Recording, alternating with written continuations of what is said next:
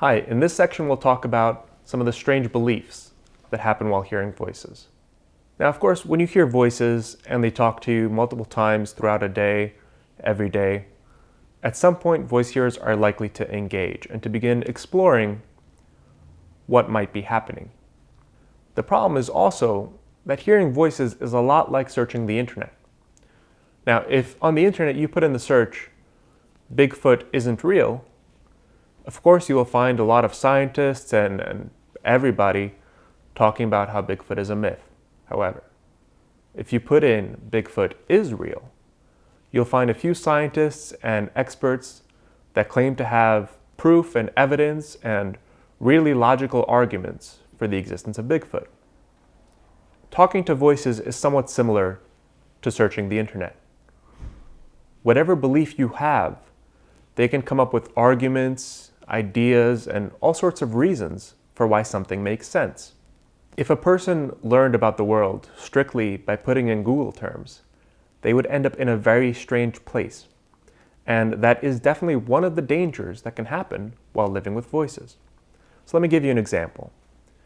Imagine that you're living your life, you hear voices, and all of a sudden you hear a rock on the street talking to you. For most voice hearers, they'll ignore it and say, yeah, that was weird, and they'll go about their normal day. But what if it keeps happening? Every day, different rocks, communicating things that seem strange or really interesting or very creative. Eventually, they might start to wonder, what if that rock is talking to me? Now, just like with a Google term, your voices will start to reinforce this belief or will provide arguments for or against it. They'll talk about how nature has its own spirit, how nature is contributing data that we might be picking up on. Essentially, whatever you start to consider, your voices can provide a lot of reasons and arguments for or against it.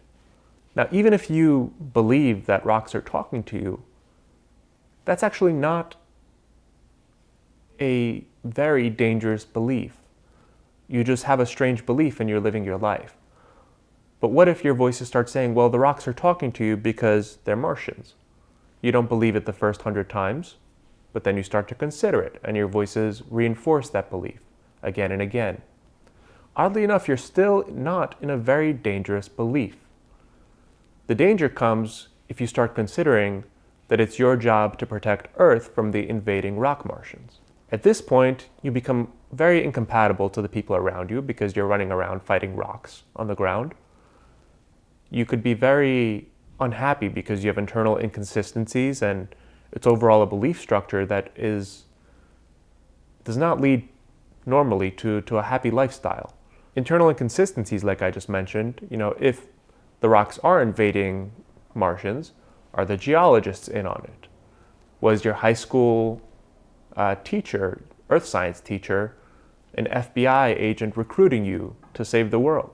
All of these strange beliefs that actually can be dangerous for your ability to stay grounded and compatible to your community will be reinforced by your voices providing arguments for or against every single thing that you consider. And it could lead to some very, very significant confusion and some choices that you can't really take back. Possibly the greatest risk for adopting these dangerous strange beliefs compared to regular strange beliefs is when the stories with your voices move very fast and have very high stakes. If there's a lot happening in your conversations, you probably will not be able to take the time to really think about every choice of what is probably true or is probably not true. And then as soon as you make a choice, your voices, just like Google, will start giving you all of these arguments and reasons for why your belief was correct or incorrect. And having a voice that sounds like a geologist telling you that yes, rocks are in fact alive makes it feel more likely and can lead you down this chain into a very not ideal belief structure from your own perspective. Now that we understand more about the danger of how strange beliefs can be linear and can build on top of each other, we're going to cover some tools to make sure that you can avoid confusion from your voices and explore different ideas and beliefs without doing something that is externally dangerous to yourself or the community, or that causes a lot of internal struggle with you trying to figure out what is and is not real. The first tool that we will introduce is called SORT. And it largely is exactly what it sounds like, a way to sort through your beliefs. Some research has shown that the people who have the worst voice hearing experience are not those who explore strange beliefs, but those who lock in to very dangerous beliefs and then don't change their minds. They aren't open to hearing new insights, new perspectives, or new evidence. Essentially, as long as you don't lock in to a strange belief and consider it as true, you're a lot less likely to get yourself into real trouble. With the SORT tool, take the beliefs that are most central to your story. Your experience with your voices, the framework that you believe in, anything that is really relevant to how you interact with your voices, and assign it to different categories. Definitely true, probably true, maybe true, probably not true, definitely not true. As you assign your beliefs to these categories, write down any evidence for why you think that belief belongs in that category. It's okay to say, this is a hunch, this makes sense for solving my stories, or even things such as, I don't remember why I believe this, but it was something I decided before, and I feel confident that I made the right choice. When you write down your beliefs in this SORT table, assigning them to the category of how likely they are, and the evidence that you have for each belief, you should very quickly be able to locate the beliefs that are incompatible with each other, and the beliefs that are incompatible with you living a happy life with your community, such as rocks being alien invaders that you have to fight. Now, with this SORT table, you don't actually have to show it to anyone else, so try to be as honest as you can. The goal is that if you did show it to a fair and reasonable stranger, would they agree that each belief has enough evidence to be in the category that you put it in? Even going through the mental exercise, you should very quickly be able to tell the beliefs that you should not label with more certainty than may be true. In fact, any beliefs that are incompatible to each other or to you living a happy life should not be above the may be true category. When sorting through your beliefs, one of the biggest traps to avoid is really believing in your past self when you can no longer re-explain the reasons for why you have chosen something as true. Trying to remember your reasons for a belief are often a clear sign that you chose that belief when things were moving very fast or when something was very high stakes. With beliefs that make sense, you don't have to remember your reasons, you can re-explain them. If you can't re-explain your reasons for a belief, be sure to not put it above the maybe true category. Also, as you sort through your beliefs, you'll probably notice that the storylines with your voice is slowed down and will have less chaos. Instead of having to wonder about every single detail and analyzing it for how it supports or does not support some critical belief, you'll know your own choices for what makes sense to you and why it makes sense. This will make it a lot easier to navigate a life with voices while still paying attention to the physical world outside of you and not getting caught up in any sorts of decisions that could really damage you or your standing in the community.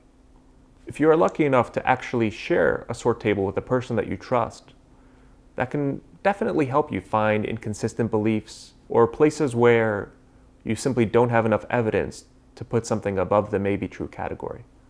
Even if you don't have the kind of person that you trust with this level of intimate truth about your experience, the mental exercise of how you think somebody would react to your SORT table can really guide you to organizing a healthy belief structure. The next tool that I want to introduce is the word maybe. It sounds simple, but it's probably the most important word in hearing voices. When people hear voices, they often feel a lot of pressure to immediately decide if something is true or is not true, to engage in a conversation, and to reach some conclusion about what is happening or any part of a belief. This tool reminds you that it's perfectly okay to tell voices maybe, to say, I don't need to decide right now if this is true or is not true. you can wait for more evidence or for the storyline to develop without committing to a belief. Imagine if a friend told you that someone in the world cured cancer. Of course, this belief would have so much impact globally. It would be very important for you to understand if it was true or not true. But most likely your reaction would be to doubt your friend, but to consider the possibility. You would still be able to engage in conversation in this place of maybe, and to go about your daily life in this place of maybe. You would still be able to engage your friend in conversation from this place of maybe and go about your daily life from this place of maybe. With that said, every single conversation that you have with your voices can still happen from a place of maybe without you rushing to decide if something is true or is not true. If you engage with your voices from a position of maybe, you are far less likely to commit to the kinds of internally inconsistent beliefs or externally dangerous beliefs, meaning beliefs that will lead you to dangerous behavior, than if you rush to say something is true or not true. One of the benefits of using maybe is that it buys you a lot of time to get more evidence. That could mean just waiting for more things in your storyline with your voices, but it also could mean going home, doing some research online, talking to other people.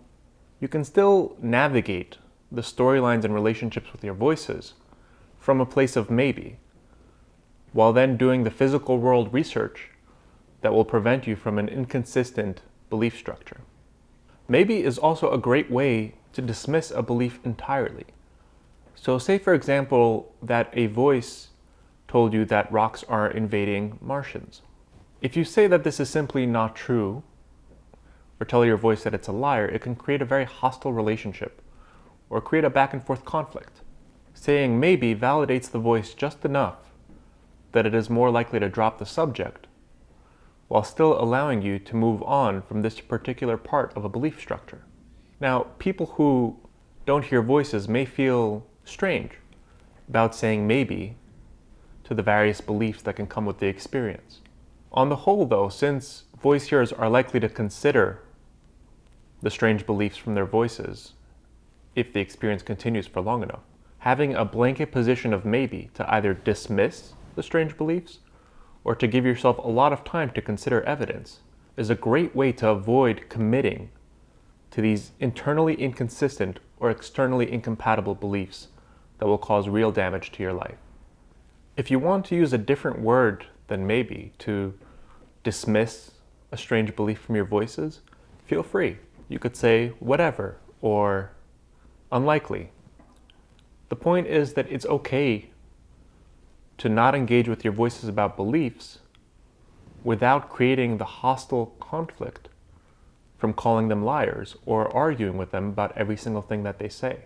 So to summarize, using maybe as your position on almost every single belief that your voices tell you allows you to have more time to get evidence, to think things through rationally, to talk to physical world people, and to really maintain a healthy belief structure that does not lead you to do things that are dangerous, damaging to your life, or that are so internally inconsistent that you begin to self-isolate and wonder where the paradox in your thinking is, where the confusion is coming from. On the whole, maybe is possibly the most important word to navigating beliefs while hearing voices. Another great tool for navigating beliefs is something I call either way. Either way sounds fairly simple, but it's probably one of the hardest tools to actually use. Say, for example, that you're talking to a voice that claims to be a rock and is telling you that unless you do your part to help nature, it will cause damage to you and your loved ones. An either way strategy could be to stop littering if you happen to litter, or to do other things that are more eco-friendly, recycling. This can achieve peace with the voice, but does not risk getting you in trouble with your community. Either way, whether you are actually talking to Mother Nature, or whether the voice is coming from your subconscious, you have both bases covered by your decision. A not either way strategy would be to go to the local logging company and to let the air out of their tires. Sure, if you're preventing Mother Nature from causing a disaster, that sort of makes sense. But in all other frameworks or situations of what might be happening, you're causing real damage to your life by breaking the law. For every single choice that you make, an either way strategy of covering all of your bases will prevent you from taking damage on the chance that something is true. While either way is easy to understand in theory, it is really hard to do on a daily basis. Be proud of any progress you make with this strategy, and know that the better that you get at either way solutions, the more you can account for every single thing that might be happening while still living a happy life with voices. Another great tool for navigating beliefs while hearing voices is called degrees of vagueness. And I'll show you what I mean. Imagine that you believe that you are fighting a very specific demon or are preventing a very specific religious event. If you tell other people, they will look at you as though you are strange and be worried about you. However, if you believe that Earth as a whole is a battleground between angels and demons, you are actually in a community of billions of people. As another example, imagine that you think that the government is specifically spying on you through your computer. If you tell people this, they will again be very concerned about you, and possibly correctly so. However, if you say that technology is tracking lots of data about people, you are actually being both knowledgeable and correct. That's how digital marketing works, keeping track of your behavior patterns as a group. Whatever belief you have, the more that you think about it in broad terms and present it with these degrees of vagueness, the easier it will be to find a community and explore your belief while interacting with physical world people. Having degrees of vagueness is also a great way to avoid internal inconsistencies and the most dangerous beliefs. You're unlikely to get tangled up in broad principles the way that you are with details. So keeping degrees of vagueness is a great way to stay organized and to maintain an overall healthy belief structure. Lastly, the speed of new information from your voices is a lot slower when you're considering broad principles. If you're caught up on every detail, then things in your stories will move so fast that you're likely to make an incorrect choice about what is true or what is not true. And again, once you make that choice, your entire belief structure can reinforce it with new arguments and ideas. By thinking only about the biggest picture principles, you are much less likely to get yourself in trouble with your voices, with those around you, and with the law. In all senses, when you consider information from your voices, and when you present information from your voices, try to use degrees of vagueness to talk about the broad principles instead of the specific details. Although one piece of advice that you're likely to hear over and over is to not explore beliefs with your voices, it's usually unrealistic. Voice hearers will hear ideas from their voices every day for long periods of time. So of course, most voice hearers will start to consider the things that are being said. One thing also that the medical model does not talk about, usually, is how linear the relationships and stories with your voices can be. So as you explore beliefs, new beliefs come up, the relationship changes, and your overall storyline of how you communicate with your voices follows the beliefs that you are discussing. The medical model often tries to cut off confusing beliefs at the very beginning. If you don't believe anything that the voices say, then you should not be confused by any of the conversations. It makes sense. Again, it is a great piece of theoretical advice that does not always work out for the actual experience. Now, when you're sorting your beliefs or when you're building a healthy belief structure, you can also think that if you eliminate a root confusion, that your entire belief structure will become healthy. For example, if you choose to believe that a rock may be talking to you, you will start to consider if it's an alien or a spirit. If you choose to believe that it's an alien, you will start to consider whether it's an invader. If you choose to believe that it's an invader, you will start to consider whether or not you have to defend Earth from alien invaders. It can be very tempting to say, oh, I found it. If I stop believing that rocks are talking to me, I will believe that I no longer have to save the planet from alien invaders. This is actually not the truth for how it works in most cases. Yes, choosing to not believe in talking rocks will decrease your belief in alien invaders, but the storylines with voices are not perfect chains in this way. Think of it more like Venn diagrams of different beliefs and ideas that are all very related to each other. And lowering the probability or increasing the probability of truth for one idea influences your certainty in all related ideas, in all related beliefs. Because of this, when you do have an inconsistent belief structure, or just when you're exploring your beliefs, you could actually start anywhere. Any belief that you feel is incompatible, is causing you damage, can be sorted, can be reanalyzed, you can do some research. And as you get more correct with your level of certainty, all related beliefs will also experience an increase or a decrease in certainty.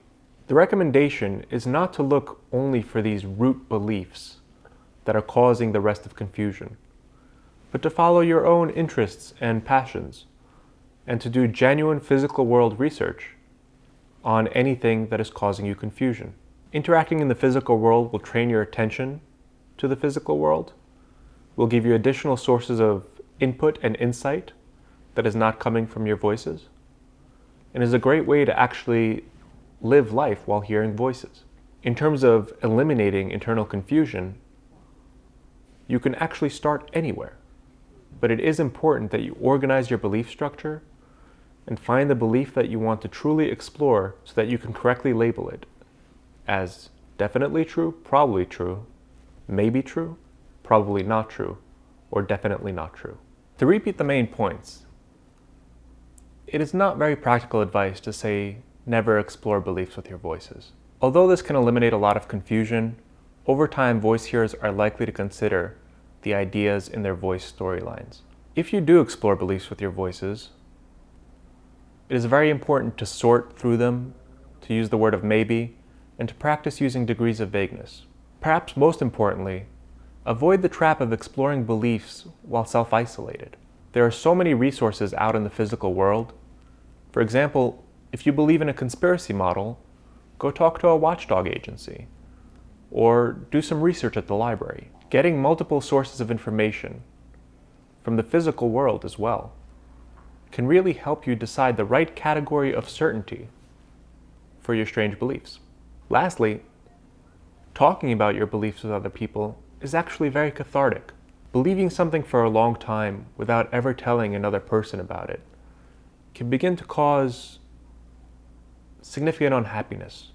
We've seen time and time in the community that whether through support groups or with your own community, sharing and exploring your beliefs out loud with the physical world can relieve a large part of the burden of living with voices. When you do involve other people into helping you maintain a belief structure, remember to show them the effort that you have put into sorting and other tools. Let them know if they are crossing the line into being judgmental or showing too little faith in you and are actually causing you pain.